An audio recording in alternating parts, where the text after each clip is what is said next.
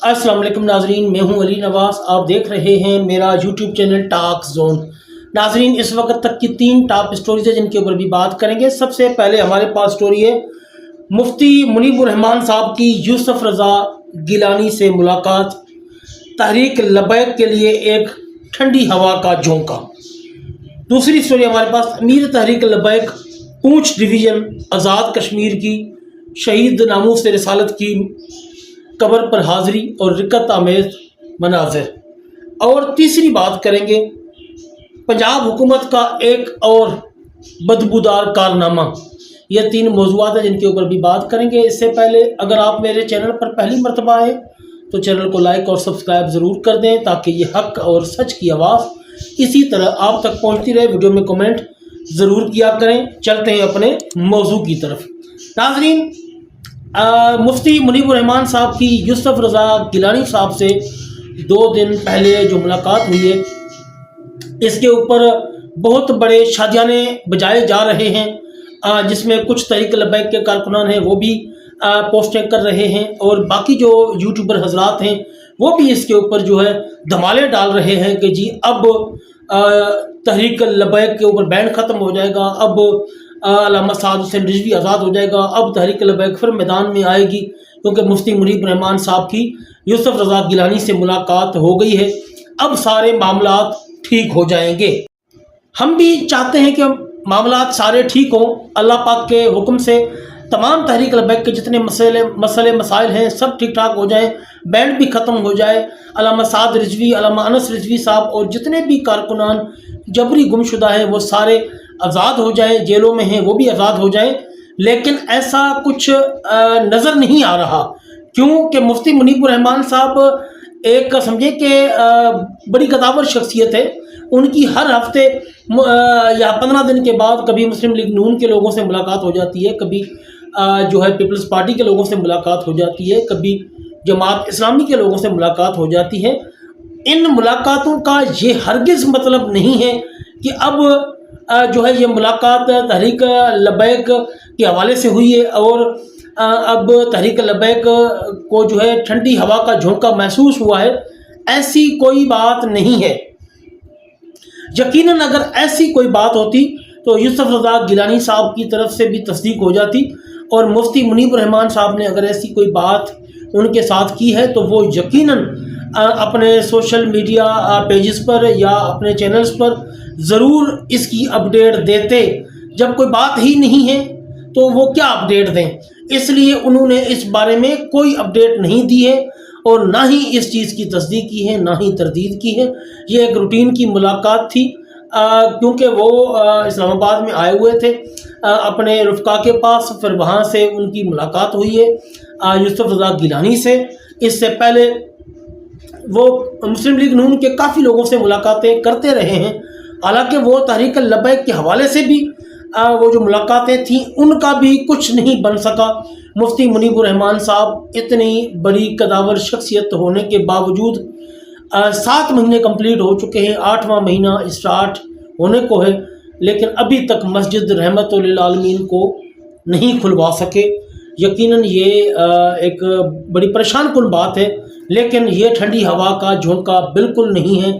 ये लोग आप लोगों को गुमराह कर रहे हैं वीडियोस बनाकर या सोशल मीडिया पर इस तरह की बातें करके।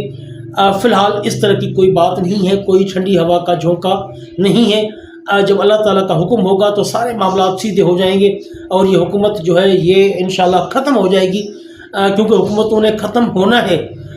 जो जालिम लोग हैं इनका अल्लाह ताला ने तारीख़ में लिखा हुआ है, जितने भी जालिम लोग गुजरे हैं उनका इबरतनाक अंजाम हुआ है, यकीनन इनका भी होगा।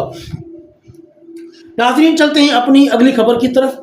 अमीर तहरीक लबैक पूंछ डिवीज़न आज़ाद कश्मीर की शहीद नामों से रिसालत हाफिज़ शकील रजवी साहब की कब्र अनवर पर हाज़िरी दी है उन्होंने और वहाँ पर बड़े यानी कि रिकत आमेज़ मनाजिर भी देखने में आए हैं और इनके साथ सैकड़ों की तादाद में जो है वो अहल इलाका और तहरीकी लोग भी उस कब्र अनवर पर हाज़िर हुए हैं और उन्होंने वहाँ पर ایک نعت بھی پڑھی ہے، اس نعت کی ویڈیو میں آپ لوگوں کو یہاں پر دکھاؤں گا۔ اللہ پاک سے دعا ہے کہ اللہ پاک ان ظالموں کو تباہ و برباد کرے جنہوں نے بے گناہ لوگوں کو شہید کیا، بے گناہ لوگوں کو زخمی کیا، زد و کوب کیا، چادر اور چار دیواری کا تقدس پامال کیا۔ یقیناً یہ جرم ان کے سر پہ رہے گا، دنیا میں بھی اور آخرت میں بھی۔ یہ یہاں پر بھی سزا بھگتیں گے اور آخرت میں بھی سزا بھگتیں گے۔ آپ وہ ویڈیو ملاحظہ فرمائیں۔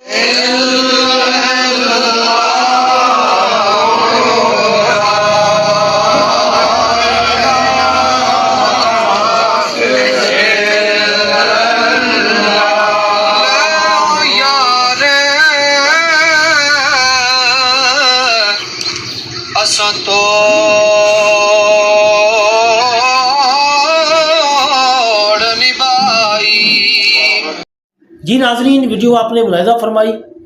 قبر انور پر نعت پڑھی جا رہی ہے، نعت رسول مقبول صلی اللہ علیہ وآلہ وسلم، اور بڑے ہی خوش نصیب لوگ ہیں جو کہ قبروں کے اندر موجود ہیں اور ان کی قبروں پہ نعتیں پڑھی جا رہی ہیں۔ اس سے بڑی خوش نصیبی اور کیا ہوگی؟ یہی حق اور سچ کی مثال ہے۔ جو حق کی خاطر شہید ہوئے ہیں ان کی قبروں پہ نعتیں پڑھی جا رہی ہیں۔ ناظرین، چلتے ہیں اپنے آخری موضوع کی طرف۔ حکومت پنجاب کا ایک اور بدبودار کارنامہ۔ جیسا کہ جب سے مسلم لیگ نون کی حکومت آئی ہے پنجاب میں اور وفاق میں، عوام کے اوپر ظلم جو ہے حد سے بڑھ چکا ہے۔ پہلے انہوں نے جو ہے گوبر پر ٹیکس لگایا، پھر انہوں نے سولر پر ٹیکس لگا دیا، اب انہوں نے جو زیر زمین پانی ہے اس کے اوپر بھی ٹیکس لگانے کا اعلان کر دیا ہے۔ مریم نواز کی حکومت نے عوام پر ظلم اور جبر کرنے میں کوئی کسر باقی نہیں چھوڑی، اور یہ ظلم اور جبر کا سلسلہ آگے بھی مزید جاری ہے۔ حکومت پنجاب نے زیر زمین پانی نکالنے پر بھی ٹیکس لگانا شروع کر دیا ہے اور ٹیکس لگانے کا اعلان بھی کر دیا ہے۔ صرف ہینڈ پمپ کی اجازت ہے، باقی موٹر بورنگ والے یا جو ٹیوب ویل ہیں ان کو جو ہے اب ٹیکس دینا ہوگا۔ یعنی کہ جو بھی ٹیوب ویل یوز کرتے ہیں یا پانی والی مشین یوز کرتے ہیں، موٹر یوز کرتے ہیں، اب وہ ٹیکس دیں گے۔ اگر نہیں دیں گے تو ان کے خلاف قانونی کارروائی کی جائے گی۔ حکومت پنجاب کی طرف سے اس سلسلے میں ایک ترمیمی بل کا مسودہ تیار کر لیا گیا ہے۔ ترمیمی بل کے تحت ابتدائی طور پر تمام گھریلو، کمرشل اور انڈسٹریل یونٹس پر بذریعہ ٹیوب ویل، الیکٹرک موٹرز اور موٹر پمپ زیر زمین پانی نکالنے پر ایکویفائر واٹر چارجز یعنی کہ ٹیکس کا اطلاق کر دیا گیا ہے۔ جو بھی اس قانون کی خلاف ورزی کرے گا اس کا واٹر اور سیوریج کا سسٹم بند کیا جائے گا۔ یعنی کہ جو بھی پرمیشن کے بغیر یا ٹیکس کے بغیر یہ کام کرے گا ان کا سیوریج کا سسٹم بھی بند کر دیا جائے گا، ان کا پانی کا سسٹم بھی بند کر دیا جائے گا، اور ان کے اوپر بھاری جرمانہ بھی کیا جائے گا۔ اور تیسری بات یہ ہے کہ ان کے خلاف قانونی کارروائی بھی کی جائے گی۔ اب یہ آگے جب بل پیش ہوگا تو پتہ چلے گا کہ ایف آئی آر کٹتی ہے یا ان کے اوپر کون سی دفعات لگتی ہیں یا ان کے اوپر کون سے جو ہے ایکٹ لگتے ہیں۔ یہ جب مسودہ جو ہے وہ اسمبلی میں پاس ہوگا اس کے بعد پتہ چلے گا۔ مریم نواز کی اور شہباز شریف کی جو حکومت ہے انہوں نے عوام کا جینا محال کر دیا ہے۔ غریب آدمی جو 500-600 روپے دہاڑی کماتا ہے وہ ان کو ٹیکس دے یا اپنے بچوں کا پیٹ پالے، بجلی کے بل دے، گیس کے بل دے، پانی کے بل دے، سولر کے ٹیکس دے، کیا کیا دے ان کو۔ جتنا ٹیکس اس حکومت نے وصول کیا ہے اس سے پہلے شاید ہی کسی نے وصول کیا ہو، لیکن ملک پھر بھی ڈیفالٹ کی طرف جا رہا ہے، ملک ترقی کی طرف نہیں جا رہا۔ یہ سب جتنے حکومت میں لوگ بیٹھے ہوئے ہیں یہ اپنے اپنے پیٹ بھرنے کے لیے آئے ہیں، عوام کی خدمت کرنے کے لیے کوئی بھی نہیں آیا۔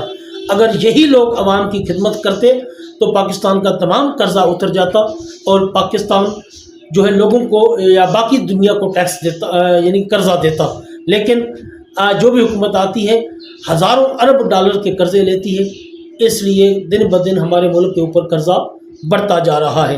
یقیناً یہ ملک کے خیر خواہ نہیں ہیں، یہ صرف اپنے پیٹ کے خیر خواہ ہیں، اپنے گھر والوں کے خیر خواہ ہیں، اس لیے ملک کو انہوں نے دیوالیہ ملک کا بنا دیا ہے، اور ملک کو جو ہے وہ ترقی کرنے کی بجائے اس کو پیچھے کی طرف دھکیلنا شروع کر دیا ہے۔ جی ناظرین، یہ تھی آج کی ویڈیو، ملتے ہیں اگلی ویڈیو میں، جزاکم اللہ خیر۔